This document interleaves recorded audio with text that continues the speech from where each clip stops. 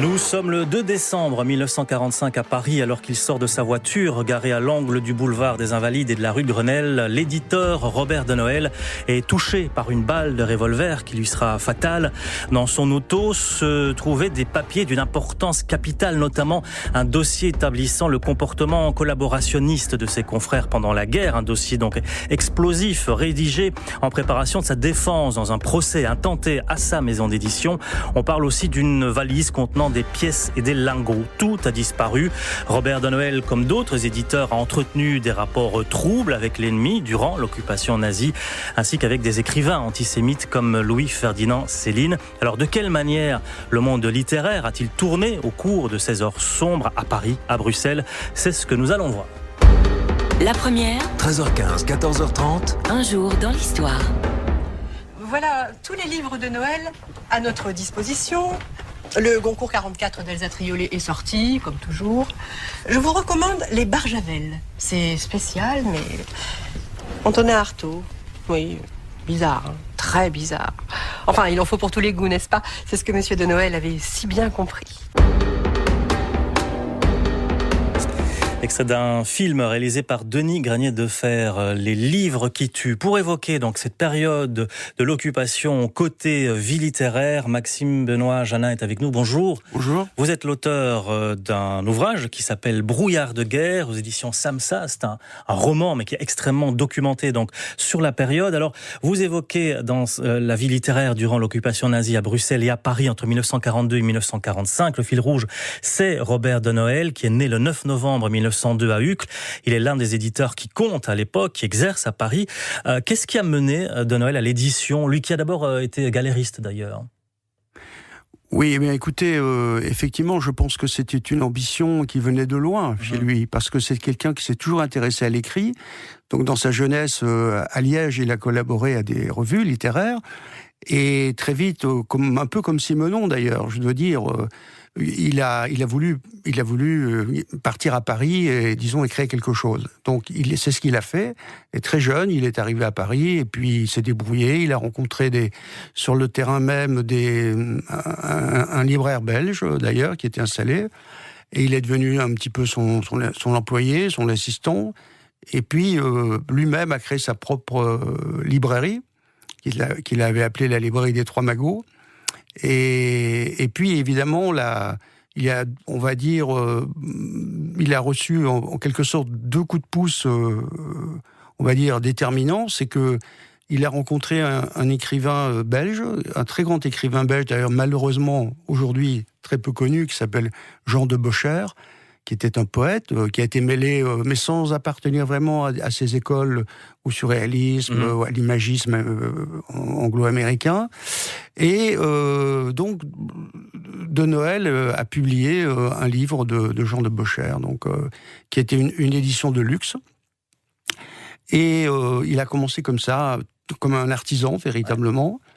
Et puis, évidemment, le deuxième grand coup de pouce, et je veux dire celui qui a été... on va dire qu'il a totalement lancé, c'est sa rencontre avec Bernard Steele, qui était un Américain qui vivait à Paris. Donc, à partir de là, et le troisième coup de pouce, si je puis dire, c'est sa rencontre avec l'auteur d'Hôtel du Nord, Eugène Daby. Alors, Eugène Daby était un peintre, donc de Noël s'intéressait aussi beaucoup à la peinture à cette époque. D'ailleurs, il exposait des peintres. Et à partir de là, il a rencontré Daby. Et Daby, qui était à l'époque surtout un peintre, mais également qui avait écrit ce livre, en quelque sorte, qui était inspiré de sa vie, puisque l'Hôtel du Nord, c'est l'hôtel dont ses parents étaient les propriétaires, sur le canal Saint-Martin, toujours que tout le monde connaît maintenant depuis qu'on a vu le film. Et donc, lui, Eugène Daby, donc, il a été conseillé par Gide, il a été conseillé par Martin Dugard, et finalement, il a abouti chez De Noël, qui a immédiatement décidé de publier son roman. Alors, ça a été son premier coup littéraire, parce que le livre a très très bien marché. Et c'est ce qu'il a véritablement lancé dans l'édition. Ouais. Et c'est dans les années 30 qu'il va vraiment s'imposer en publiant des auteurs qui marquent l'histoire de la littérature. Alors on a entendu dans l'extrait là Antonin Artaud, Aragon, Elsa Triolet, beaucoup d'autres encore. C'est un découvreur. Alors oui, c'est ça. C'est quelqu'un qui n'a véritablement peur de rien. Bon, il a une ambition, je pense, c'est devenir un grand éditeur. Il aime la littérature et rien ne lui fait peur. Donc, effectivement, bon, il publie Hôtel du Nord et puis très peu de temps après, il y a sa rencontre avec Louis-Ferdinand Céline et donc c'est Le Voyage au bout de la nuit. Alors ça, c'est le coup de tonnerre dans la littérature française.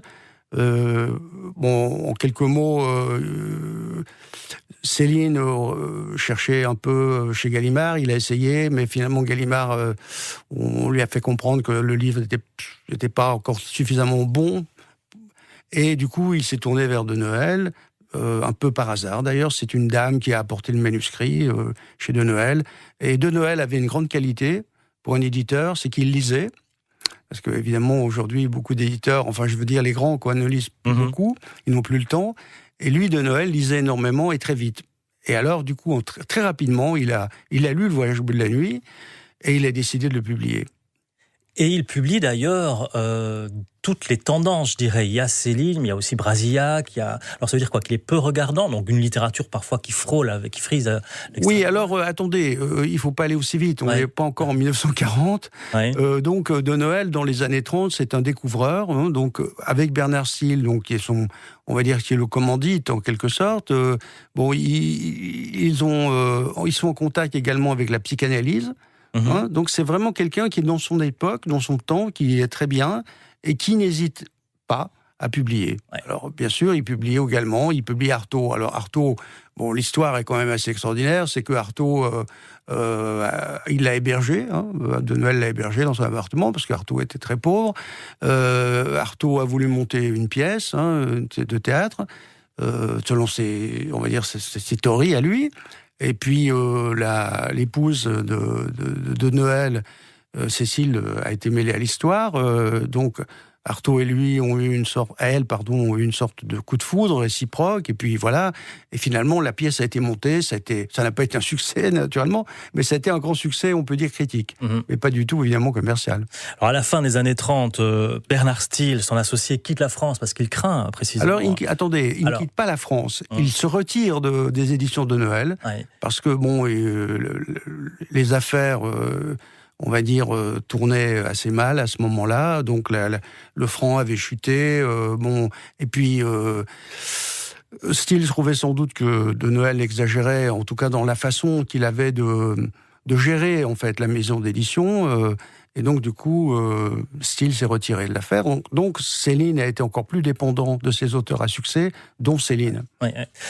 Il publie notamment... il cloisonne ses fonctions éditoriales. Ils font les nouvelles éditions françaises. Qu'est-ce que c'est que ça? Alors ça, c'est en 1940. Ça, c'est évidemment... je n'ai plus les dates en tête, c'est 40 ou 41. C'est-à-dire que c'est en quelque sorte... il faut savoir, en quelques mots, que De Noël, jusqu'en 1940...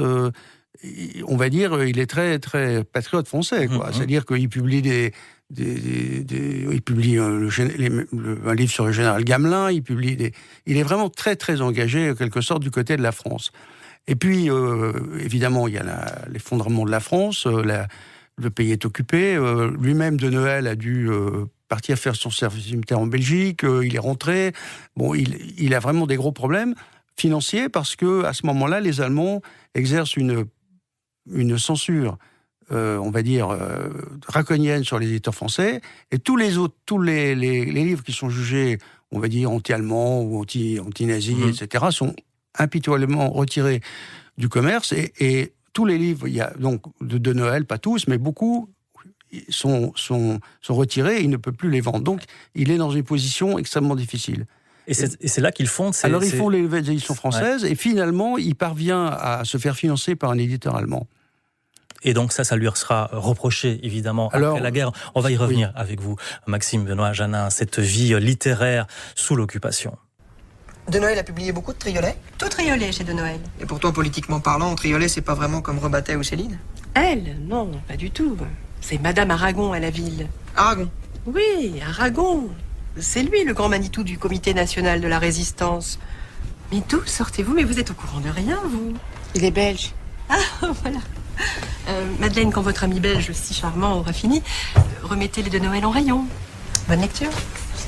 Un jour dans l'histoire. Sur la première. Brouillard de guerre, c'est votre ouvrage, Maxime Benoît Janin, qui ausculte donc cette vie littéraire sous l'occupation. Comment sont les liens entre la vie littéraire bruxelloise ou belge et parisienne? Il y a des liens à l'époque? Alors, il y a des liens, mais ils sont assez difficiles, parce que là, il y avait une politique de l'Allemagne qui voulait, en quelque sorte, couper la Belgique francophone de l'influence littéraire française. Donc, on va dire, le but, c'était en quelque sorte, de faire en sorte que la littérature belge, en quelque sorte, s'émancipe quelque part, qu'elle existe indépendamment de la littérature française, mais surtout, évidemment, pour des raisons idéologiques. Parce que vous savez que l'Allemagne voulait, en tout cas, soutenir en Belgique, surtout la communauté flamande, bien entendu. Alors, donc les liens étaient ils n'étaient pas coupés, mais ils étaient difficiles. Donc, en quelque sorte, De Noël, qui lui était belge d'origine, avait conservé des liens avec des éditeurs belges à Bruxelles. Et on va le voir d'ailleurs à l'occasion justement de l'émergence d'une figure de la littérature des lettres belges à l'époque. Elle s'appelle Dominique Rolin. Elle est née en 1913 à Ixelles, dans une famille bourgeoise. En 1942, elle a publié déjà 3 ouvrages. À l'époque, elle travaille à la bibliothèque de l'Université libre de Bruxelles. Et puis surtout, il y a une publication en Belgique de son roman Les Marais qui va faire grand bruit. Et c'est à cette occasion que De Noël s'intéresse à elle. Oui. En effet, oui, c'est-à-dire que Les Marais est publié en feuilleton dans la Cassandre, donc la revue littéraire qui avait été fondée par Paul Colin. On va revenir à Paul Colin, oui. Et à partir de là, le manuscrit est envoyé à De Noël, qui, comme il le fait d'ailleurs d'habitude quand il aime un livre, le prend et le publie. Je veux dire, sans barguigner, sans traîner. Et donc, Dominique Rolin va se rendre à Paris pour la publication de son roman, et elle va rencontrer Robert de Noël. Et elle sera, on peut le dire, assez subjuguée. Mais alors, Paul Colin, avant cela, vous l'avez dit, ce roman a d'abord été publié en Belgique en feuilleton dans la revue Cassandre. Qu'est-ce que c'est que cette revue? Alors, Colin. Voilà, alors Paul Colin est un, on va dire, on dit pudiquement un germanophile. C'est-à-dire qu'il était, dès avant la guerre, il était très favorable à l'Allemagne. Il considérait que les conditions de paix de la Première Guerre mondiale étaient très défavorables à l'Allemagne. Bref, il a toujours été... Alors, il était pacifiste, avant-guerre, mais de tendance, on va dire, plutôt germanophile. Et donc, il a publié... Donc, c'est un homme, on va dire, d'extrême droite, et il a publié une revue qui s'appelait Cassandre. Donc, c'est une revue littéraire, mais comme souvent à l'époque, les revues littéraires étaient aussi des revues où on parlait pas mal de politique. Mais est-ce que Dominique Rolin est tout à fait à l'aise avec Alors, Dominique Rolin, elle est publiée, je dirais très innocemment dans cette revue, parce qu'elle publie des nouvelles. Elle a écrit quelques nouvelles. Elle avait publié une nouvelle dans une revue parisienne qui s'appelle Mesure, qui était dirigée par Jean Paulhan. Donc, elle était... je pense que s'il n'y avait pas eu la guerre, par exemple, je pense peut-être qu'elle n'aurait pas continué à publier dans la revue de Paul Colin, mais il se trouve qu'avec la guerre et les liens, on va dire, qui deviennent difficiles entre Paris et Bruxelles, donc elle va continuer jusqu'en 1942 à donner des nouvelles à Cassandre. Et puis donc cette rencontre avec Robert de Noël, on l'a dit, qui a été très intéressé par son roman Les Marais, relations professionnelles et plus. Alors ça deviendra, au départ, il aime son roman, il aime le roman de Dominique Rolin, et il y a une rencontre, et puis c'est une rencontre, il y a un coup de foudre de la part des deux, parce que Dominique Rolin, elle a un peu parlé, il faut bien reconnaître, dans tous ses romans, mais il se trouve qu'elle reconnaît que c'est un homme qui l'a littéralement subjugué. Il faut dire aussi qu'elle vivait elle avait un mariage qui était extrêmement douloureux. Elle vivait avec un poète belge raté, alcoolique. Donc cette rencontre avec De Noël, qui était, on va dire, un bel homme aussi, selon en tout cas les critères de l'époque, raffiné, éditeur, qu'il accepte en quelque sorte. Et il faut savoir aussi que le rêve de Dominique Rolin à cette époque, c'est Paris. Donc, du coup, c'est une porte ouverte, une grande porte qui s'ouvre pour elle. Est-ce qu'à l'époque, donc là on est au début des années 40, Robert de Noël publie des écrits antisémites? Ah oui, bien sûr.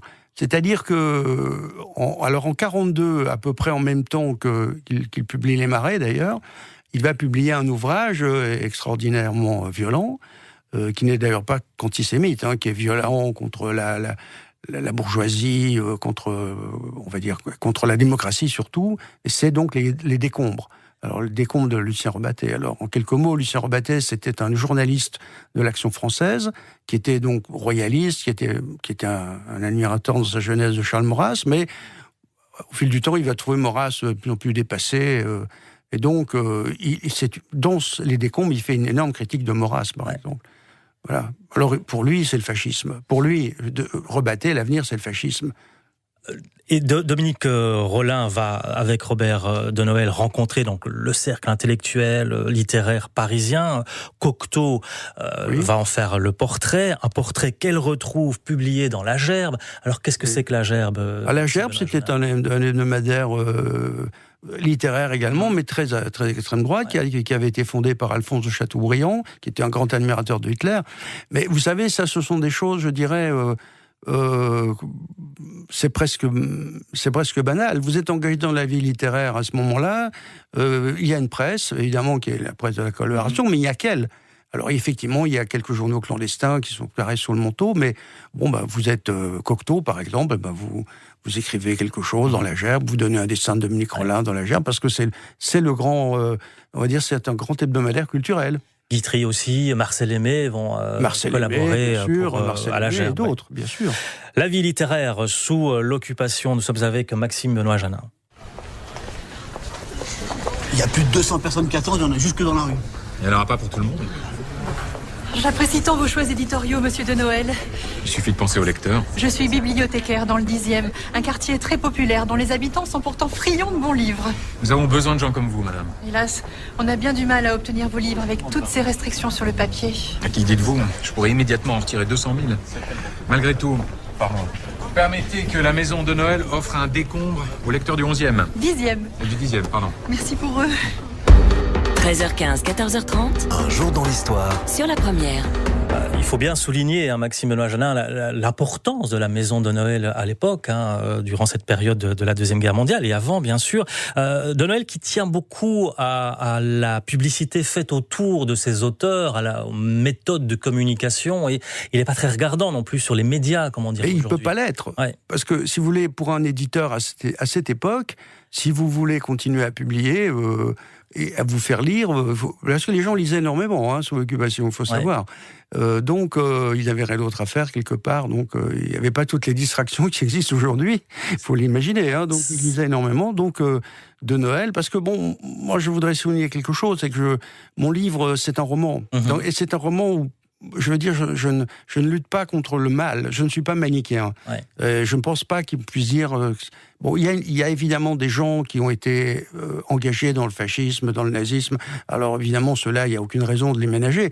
Mais je veux dire, les gens dont je parle, à l'exception de Céline ou de Rebattet, ne sont pas du tout des collaborateurs au sens politique du terme, vous comprenez ? Donc, ma position à moi, c'est plutôt de comprendre. Et d'ailleurs, il y a c'est une sorte de quatuor, votre récit. Donc, il y a Dominique Rollin, Robert de Noël, et puis aussi Paul Valéry, qui reste aujourd'hui une figure très très importante des lettres françaises. Paul Valéry, membre du Front National de la Résistance, par exemple. Quels sont ses rapports avec Robert de Noël ? Oh, il n'en a pas.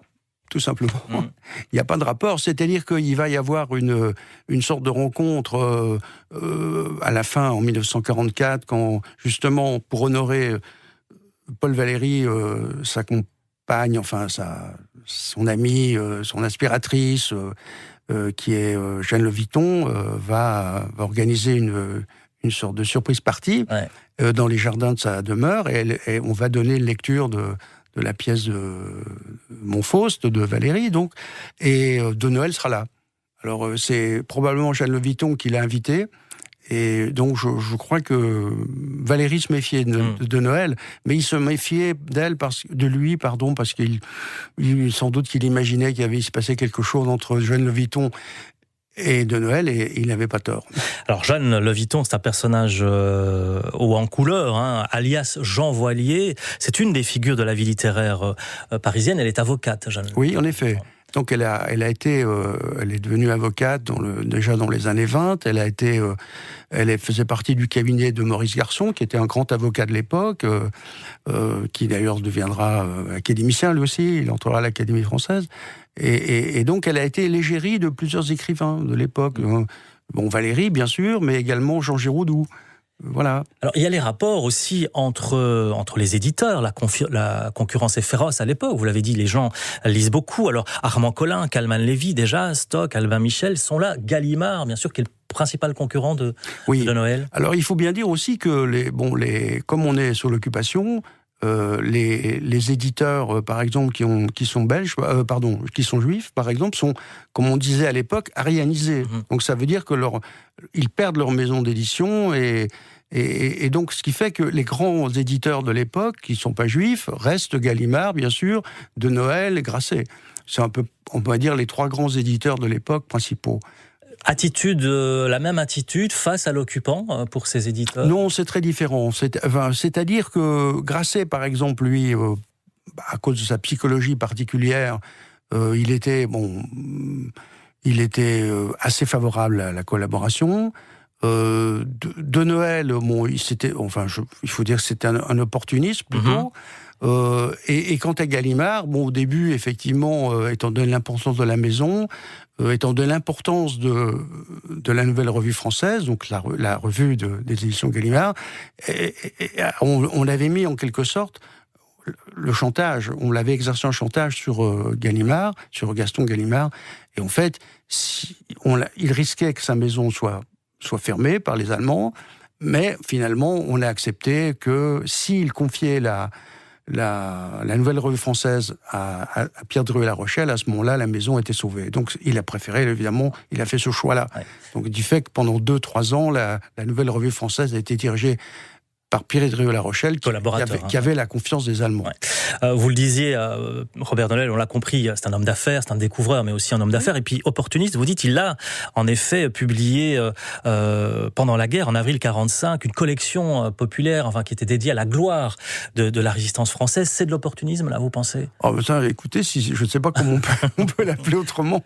Je pense qu'il a saisi l'air du temps. C'est-à-dire, il n'allait pas, évidemment, continuer à publier sa fameuse collection Les Juifs à la France, par exemple. Vous voyez, donc il a publié des ouvrages patriotiques gaullistes. Alors, de Noël va être inquiété à la Libération pour atteinte à la sûreté de l'État. En juin 1945, la commission d'épuration décide de classer l'affaire de Noël. Est-ce que ça est surprenant ? Oui et non, parce que d'abord, Jeanne Leviton avait été avocate. C'était elle qui va le défendre. Et alors, elle connaissait, étant donné ses activités d'éditeur, elle éditait des ouvrages de droit. Elle était en contact avec, on va dire, toute la magistrature française, en tout cas parisienne. Donc, elle avait tous les contacts. Elle était l'amie de l'épouse de Georges Bidault, qui était président du Conseil. Enfin, je veux dire, donc on peut considérer que toutes ces relations ont joué en faveur de Noël, bien sûr. Alors, il ne sera pas jugé coupable d'intelligence avec l'ennemi. Le 2 décembre 1945, je le disais, il se trouve donc à Paris, il sort de sa voiture, on lui tire dessus. Qu'est-ce qu'on sait de cet assassinat ? Alors, on n'en sait pas grand-chose en réalité. Bon, moi, évidemment, en tant que romancier, j'ai voulu créer une hypothèse, une hypothèse romanesque. Ouais.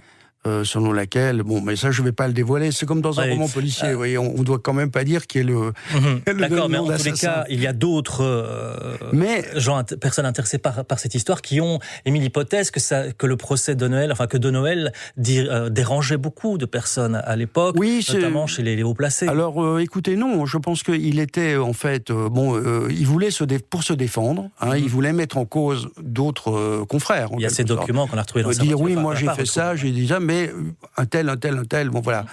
Mais franchement, je ne pense pas que c'est de ce côté-là qu'il faut chercher la solution, à savoir qui a tué de Noël. Mais ce qui est certain, c'est que après sa mort, sa maison d'édition est acquise par Jeanne Leviton, qui l'a défendue, et puis elle va revendre ses parts à Gaston Gallimard. Oui, bien longtemps après. Ouais. Enfin, bien des années après, néanmoins. Non, il n'y a pas de lien de cause à effet. Je sais que certains chercheurs de gens de qualité, d'ailleurs, ont pensé aller dans cette direction-là, mais moi, personnellement, je n'y crois pas. Je n'y crois pas. D'ailleurs, quand on voit comment l'assassinat a eu lieu, dans quelles conditions, le fait qu'il a été tué dans un quartier de ministère à Paris où vous avez un policier tous les 15 mètres, puisque vous avez des ministères partout, vous avez devant le ministère, vous avez un policier en faction. Je pense que c'était pas l'endroit idéal pour tuer quelqu'un. Et pourtant, on a dit que c'était pas un crime crapuleux, isolé. Alors non, parce que effectivement, on lui a rien volé. Alors la mystérieuse mallette d'or que vous évoquiez, en réalité, moi j'ai considéré dans mon roman qu'elle avait existé, mais si on se reporte véritablement aux faits, on peut penser que cette mallette, en réalité, n'a jamais existé. Mais les documents dans lesquels il aurait balancé... Alors les documents ne se trouvaient pas dans la voiture. Mais ces documents, on les a retrouvés ou pas ? On les a retrouvés, oui. Oui, on les a retrouvés. Donc c'était une liste, en quelque sorte, de tous les éditeurs qui avaient, comme de Noël... collaborer, quoi. Et comme Gallimard aussi, ou Alphonse Gallimard. Voilà. Brouillard de guerre, on peut retrouver donc cet épisode de la vie littéraire sous l'occupation avec ce roman qui paraît chez Samsa. Maxime Benoît Janin, merci d'avoir été avec nous aujourd'hui.